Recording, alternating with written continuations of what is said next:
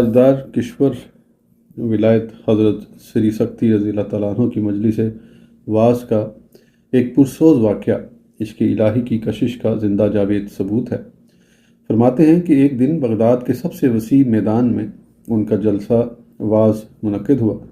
جو ہی انہوں نے تقریر شروع کی، ہر طرف آہوں اور سسکیوں کی چیخیں فضا میں بلند ہونے لگیں۔ خشیت الہی کی ہیبت سے کلیجے شک ہو گئے۔ کوئی آنکھ ایسی نہ تھی جو فرط اثر سے اشکبار نہ ہو۔ اثنائے واعظ میں احمد ابن یزید نامی خلیفہ بغداد کا ایک مصاحب بڑے کروفر سے آیا اور ایک طرف مجلس میں بیٹھ گیا۔